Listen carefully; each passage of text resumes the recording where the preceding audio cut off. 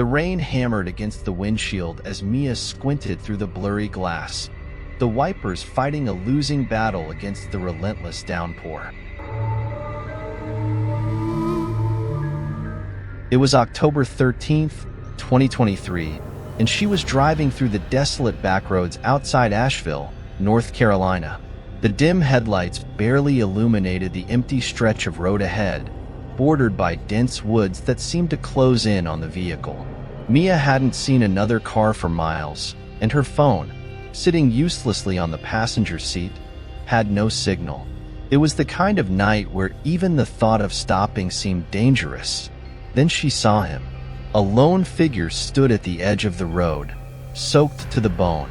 He was holding a tattered backpack, his thumb extended in the universal signal for a ride.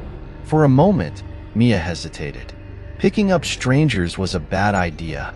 She knew that. But the guy looked young, maybe her age, and harmless. His face was pale, framed by dark, dripping hair, and his clothes clung to him as if he'd been caught in the storm for hours. Against her better judgment, Mia slowed the car and rolled down the window.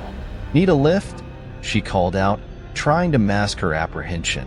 He nodded, his lips curling into a faint smile. "Thanks. I've been walking for miles." Mia unlocked the door, and the young man slid into the passenger seat, shaking water everywhere.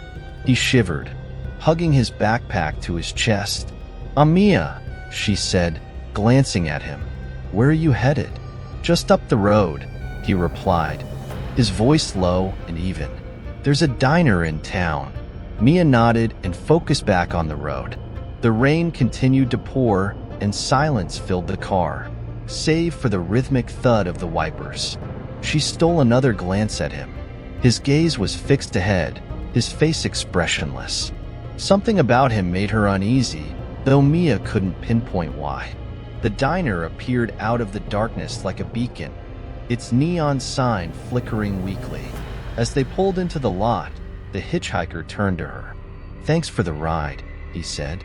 "Let me buy you a coffee." Mia hesitated, but then nodded. The storm wasn't letting up, and the thought of sitting alone in the car wasn't appealing. Together, they entered the diner, the bell above the door jangling. The place was almost empty, save for an older man at the counter and a waitress who looked like she'd rather be anywhere else. They slid into a booth near the window. Mia ordered coffee, and the hitchhiker did the same. As they waited, Mia tried to make conversation. "So, where were you coming from?" "Here and there," he said vaguely. His eyes flicked toward the window, scanning the parking lot. "I move around a lot. Do you have family around here?" Mia pressed. He shook his head. "Not anymore."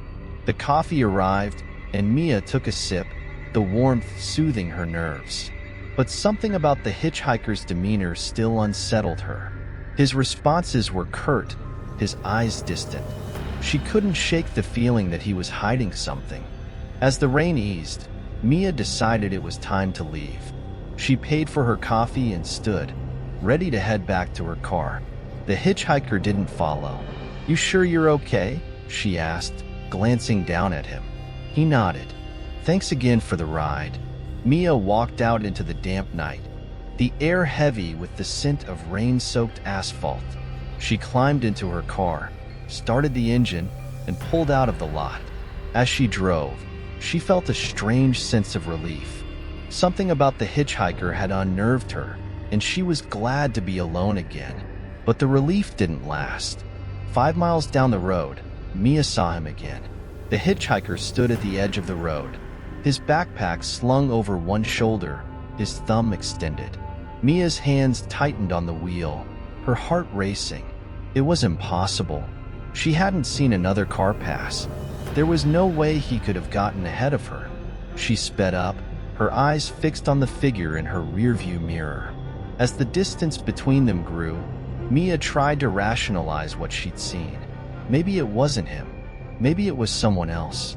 But deep down, she knew better.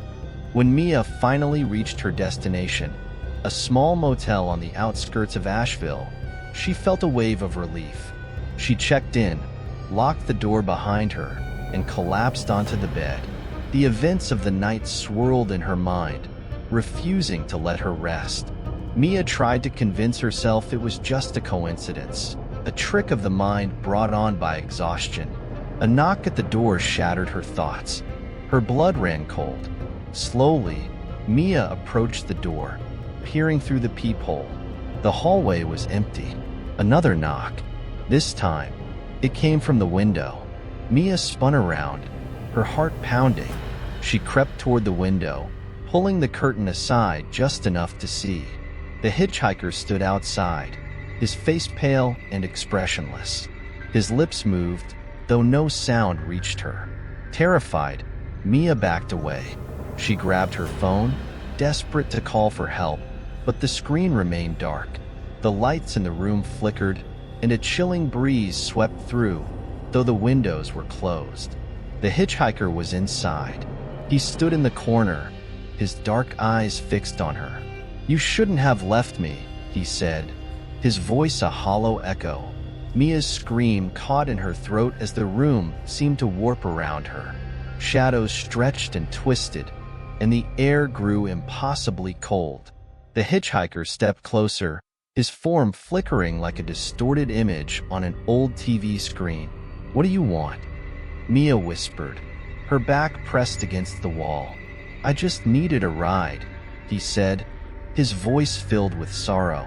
"But now I'm stuck." When Mia woke up, she was in her car, parked by the side of the road. The storm had passed, and the first light of dawn painted the sky. Her heart raced as she checked her surroundings, half expecting the hitchhiker to appear. But Mia was alone. As she started the engine and pulled back onto the road, a strange sense of unease lingered. She glanced in the rearview mirror, and for a fleeting moment, Mia thought she saw him sitting in the back seat, his dark eyes staring back at her. And then he was gone.